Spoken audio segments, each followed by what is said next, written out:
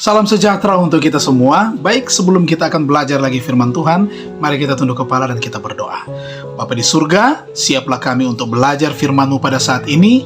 Roh Kudus menuntun kami. Dalam nama Tuhan Yesus kami persembahkan doa ini. Amin. Nah, saat ini ringkasan pelajaran sekolah sahabat kita yang berjudul Menyembah Sang Pencipta.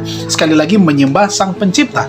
Ayat temanya berbunyi, Ya Tuhan dan Allah kami, Engkau layak menerima puji-pujian dan hormat dan kuasa, sebab Engkau telah menciptakan segala sesuatu, dan oleh karena kehendak-Mu semuanya itu ada dan diciptakan. Wahyu pasal 4 ayatnya yang ke-11. Kita tahu bersama keindahan daripada alam semesta kita ini dan juga isinya ternyata ada penciptanya.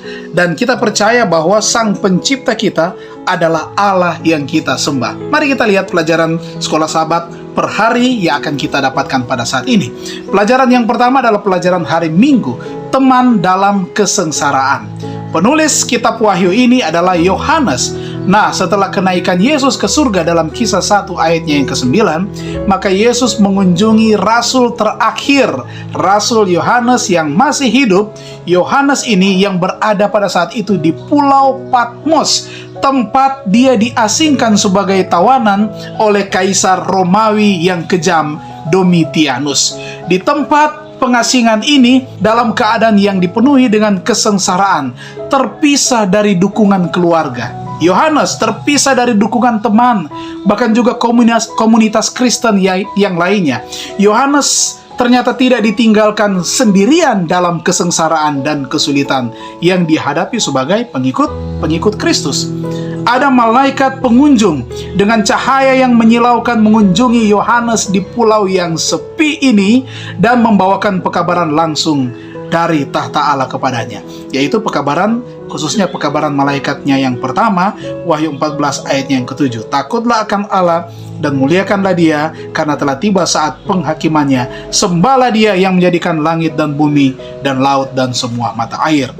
Dalam kitab Wahyu ini adalah kitab yang mengajarkan tentang penyembahan.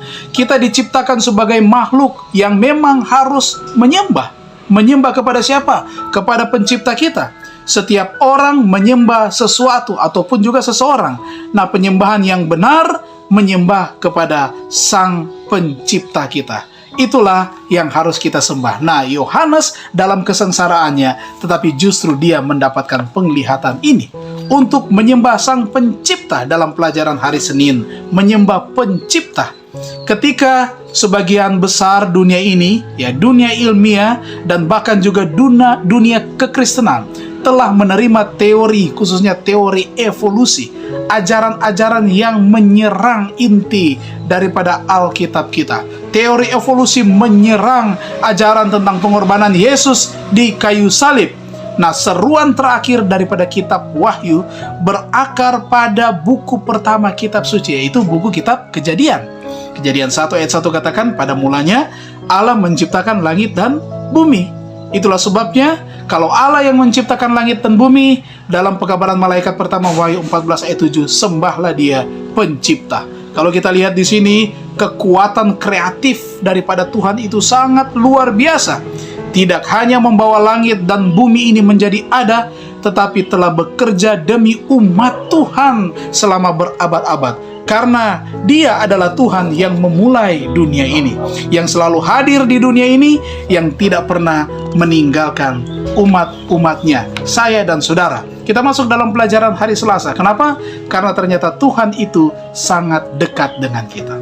Walaupun Dia adalah Allah Pencipta yang membawa matahari, bulan, dan bintang menjadi ada, yang kekuatannya yang luar biasa menciptakan planet ini dan memenuhi dengan segala makhluk hidup, tetapi juga ternyata adalah Tuhan yang tertarik pada masing-masing kita. Tuhan yang membebaskan umatnya daripada perbudakan Mesir. Tuhan yang mengetahui keberadaan hati kita. Meskipun katanya Tuhan berdiam di tempat yang tinggi dan suci, tetapi Dia juga bersama-sama dengan orang yang remuk dan rendah hati. Yesaya 57 ayatnya yang ke-15.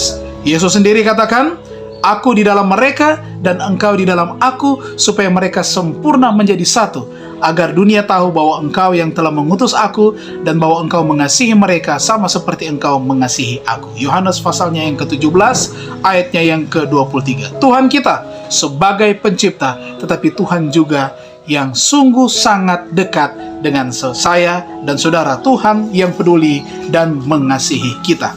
Dalam pekabaran malaikat yang pertama ini, dalam Wahyu pasal 14 ayat 7, 3 poin penting, yaitu Injil yang kekal, saat penghakiman, dan sembahlah Sang Pencipta. Dalam Roma 8 ayat 1 katakan, demikianlah sekarang tidak ada penghukuman bagi mereka yang ada di dalam Kristus Yesus. Ketika kita berdiri di hadapan Pencipta kita dalam penghakiman, kita tidak perlu takut, karena ada pembela bagi kita, yaitu Pencipta kita. Apa yang katakan? Siapa yang katakan? Injil sendiri, kebenaran sendiri yang katakan. Betapa eratnya ikatan Yesus sebagai pencipta, tetapi Yesus juga sebagai apa? Sebagai penebus bagi saya dan saudara. Dan ini menentang teori evolusi yang mengolok-olok gagasan pengorbanan Yesus di kayu salib.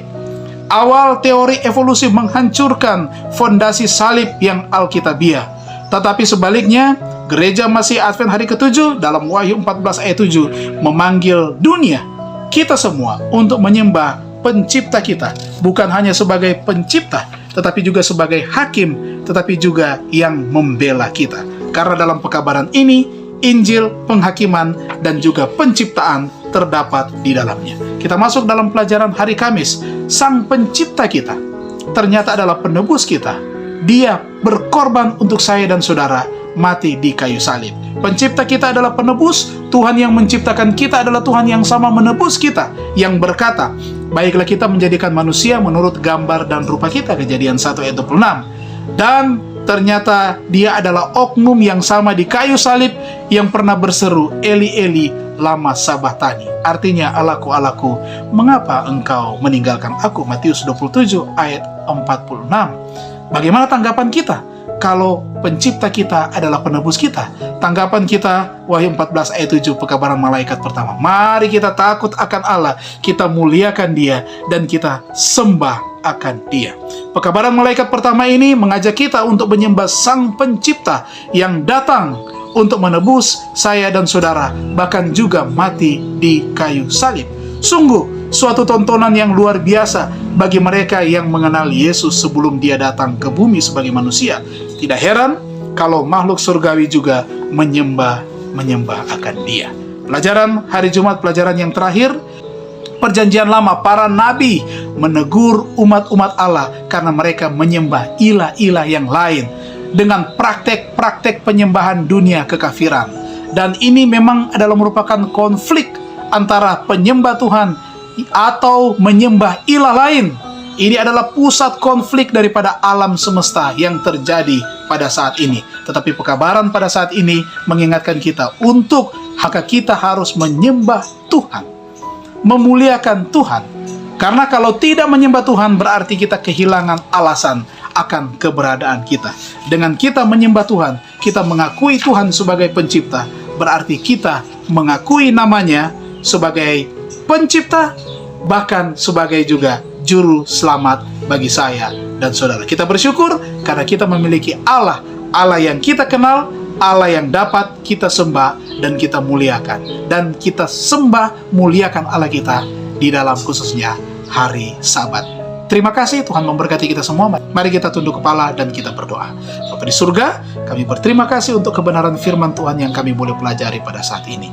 Ajarlah kami untuk menyembah Tuhan, memuliakan Tuhan, takut akan Tuhan, segan dengan Tuhan, karena Tuhan adalah pencipta kami dan juga juru selamat kami. Diberkatilah kami semua yang sudah mengikuti akan firman Tuhan pada saat ini. Dalam nama Yesus kami sudah berdoa. Amin. Tuhan Yesus memberkati kita semua.